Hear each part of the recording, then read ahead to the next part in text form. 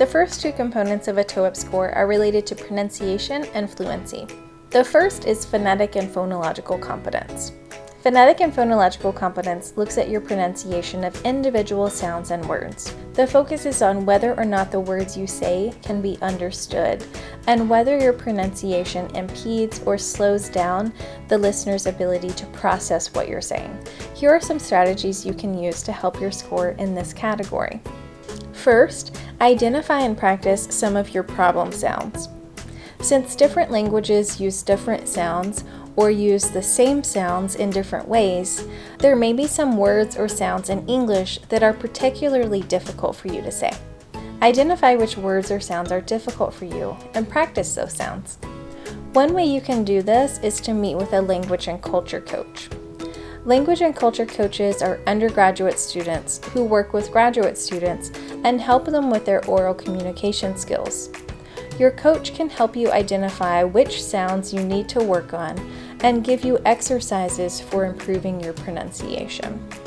Another strategy you can use is if you have any doubt whether someone will understand a word you're going to say, you may want to give your audience a clue right after you say the word the first time.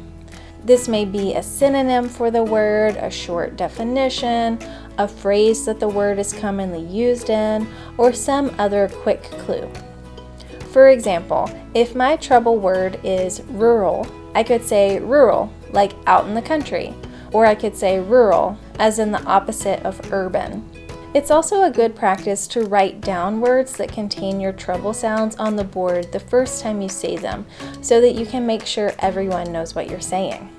If you don't know whether your audience will understand a word or not, just ask them. You can't rely on your audience telling you every word that may be unclear, because your students may feel uncomfortable interrupting their teacher.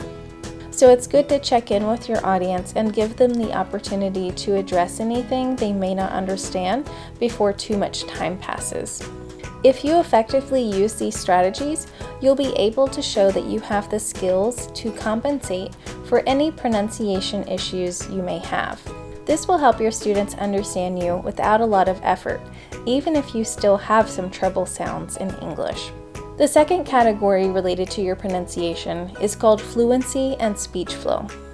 Unlike the previous category that's more focused on individual sounds and words, this category looks at your pronunciation at a more global level. Things like intonation, sentence stress, where you pause, how quickly you speak. Here are some strategies for success in fluency and speech flow.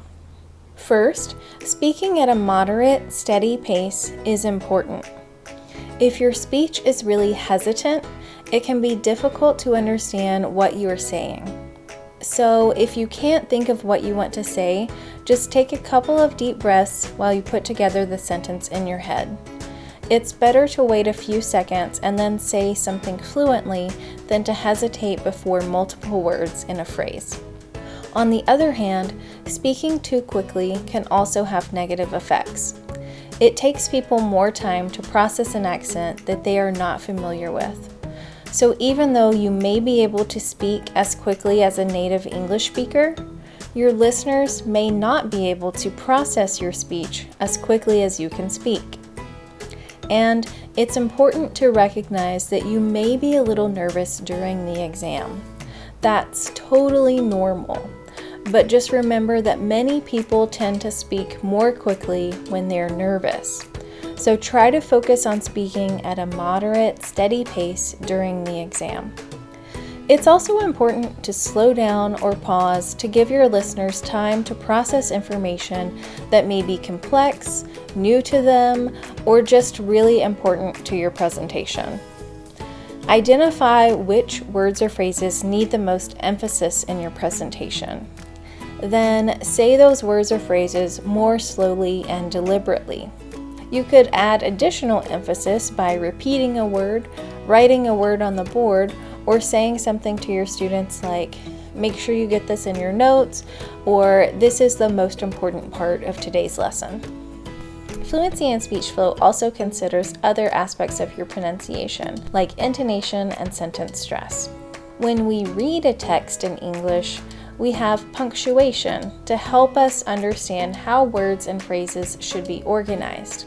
We can also easily reread anything that is confusing or unclear. On the other hand, in spoken English, we don't have these aids. Instead, we rely on features like sentence stress and intonation to help us process what is being said. So try to use these features effectively to help your audience understand you more easily.